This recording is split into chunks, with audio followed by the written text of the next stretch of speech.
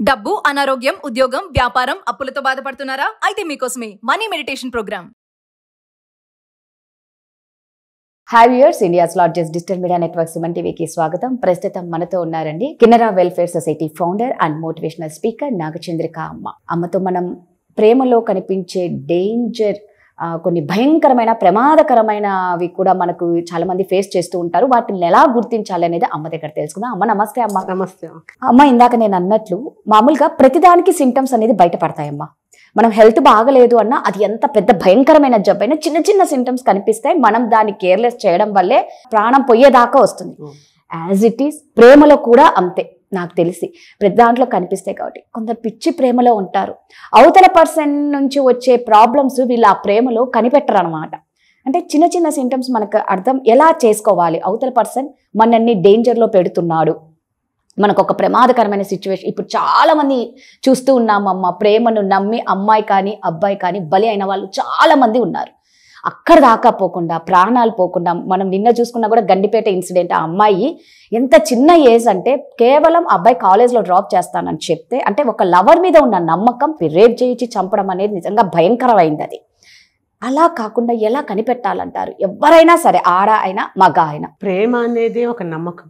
నమ్మకం ఉన్నప్పుడే ప్రేమిస్తాం అవతల వాళ్ళ మీద. ఒక నమ్మకము ఇక చెప్పడానికి లేదు. ఆ ప్రేమ అనేది అలౌకికమైనటువంటి ఒక భావన, అది ఉంటుందన్నమాట. మనిషి అవతల వాళ్ళని నమ్మి మనము ప్రేమించినప్పుడు ఆ ప్రేమలో అన్నీ వచ్చేస్తాయి. ఇంకా నమ్మకము, తర్వాత ఆత్మీయత, బాధ్యత, త్యాగము, అన్నీ అదే ప్రేమ అంటే. అసలు అంటే ప్రేమలో కూడా చాలా రకాలు ఉంటాయి కొన్ని, కానీ నిజమైన ప్రేమ వేరే ఉంటుంది. అది అట్లాంటి ప్రేమ అది ఇద్దరిలో ఉంటే ఓకే.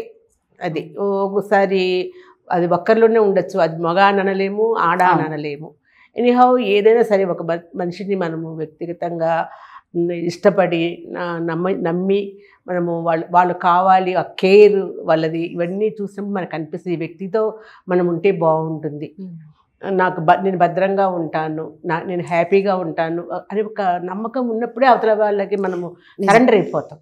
ఆ సరెండర్ అంటే ప్రేమతో సరెండర్ అయిపోతాం అనమాట. సో కొంతమంది ఏంటంటే నిజంగానే ఫస్ట్ ప్రేమ ఎట్లుంటుందో లాస్ట్ వరకు అదే ప్రేమలో కొంతమంది చూపిస్తారు. చాలా తక్కువ మంది కదమ్మా. తక్కువ మంది. చాలా మంది ఏంటంటే మనం ఎప్పుడు నమ్మి ఎక్కువ ప్రేమించి ఎక్కువ ఇష్టపడతామో చులకన చేసేసుకుంటారు వాళ్ళు అవతల వాళ్ళు కూడా. ఇదేంట్లే పోతారు. అది ఆడ కావచ్చు, మగ కావచ్చు, మనం ఒక్కరిని అనడానికి లేదు. ఇలా కూడా ఉంటాయి. కానీ ఎక్కువ శాతం జెంట్స్లో నుంచే వస్తూ ఉంటుంది. ఎందుకంటే ఇప్పుడు జరిగే పరిణామాలన్నీ చూస్తున్నాం కదా.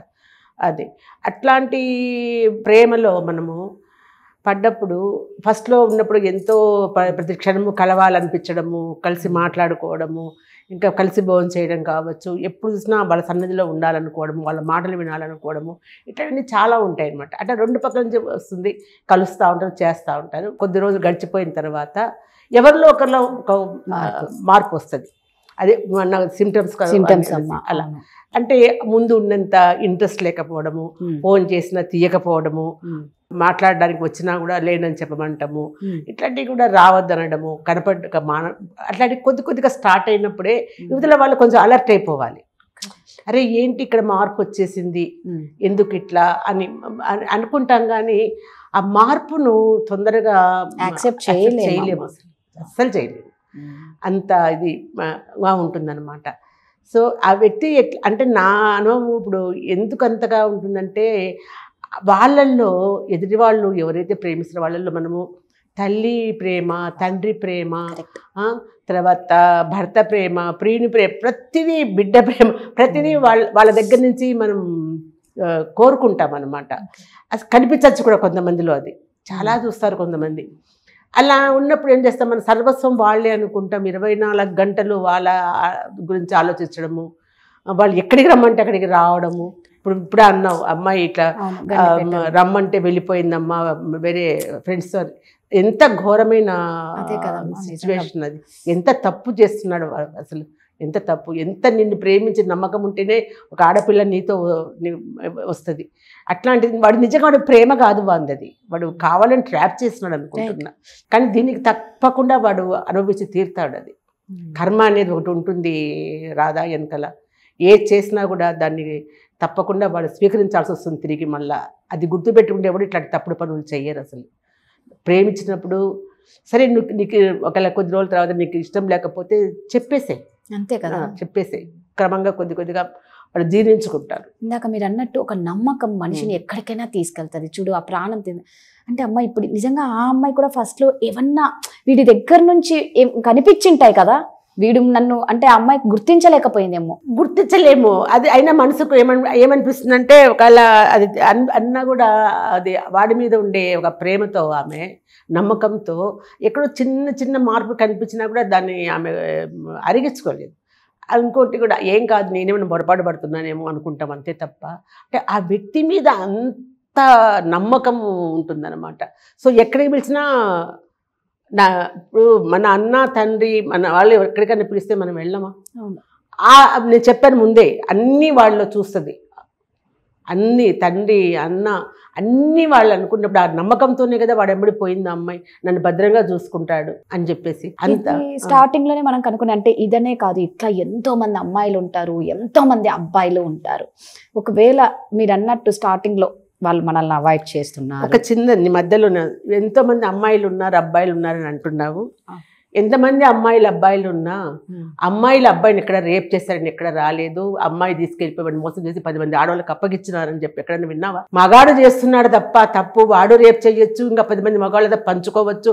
ఏ ఆడదైనా వాడిని రేప్ చేసి లేదా తన స్నేహితులతో తీసుకెళ్ళి ఎక్కడికన్నా రేప్ చేయించింది అనేది నువ్వు చరిత్రలో విన్నావా? నేనైతే వినలే. మరి ఎంత డిఫరెన్స్ ఉంది అక్కడ?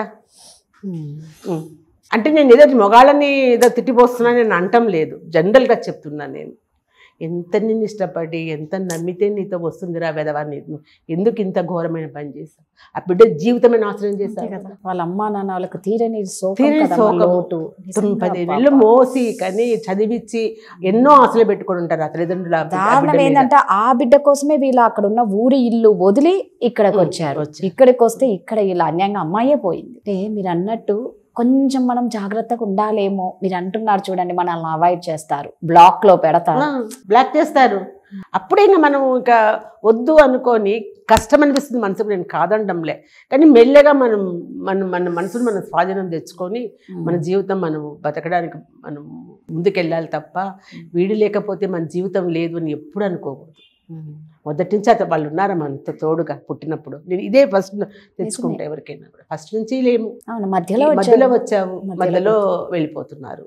వీళ్ళ కోసం మన మొత్తము చిన్నప్పటి నుంచి మన కన్న తల్లిదండ్రులు కావచ్చు, అన్నదమ్ములు కావచ్చు, మన బంధువులు కావచ్చు, స్నేహితులు కావచ్చు, ఇంతమందిని కాదనుకొని ఆ వ్యక్తి కోసం చచ్చిపోవాలా? నిజంగా మీరు అన్నట్టు ఏంటంటే డైవర్షన్ అవ్వాలి నిజంగా, అది కొంచెం గుర్తించి. కానీ మార్పు అన్నారు చూడండి, ఫస్ట్లో మీరు చాలా కష్టం రాదా అని, అది 100% కష్టం.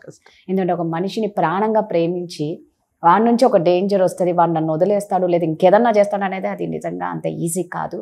సో మీరు అన్నట్టు ముందుగానే గుర్తించండి, స్ట్రాంగ్గా ఉండండి. స్ట్రాంగ్గా ఉండాలి. అది ఆత్మహత్యలు చేసుకోవడము చేయకూడదు కదా. థ్యాంక్ యూ అమ్మా.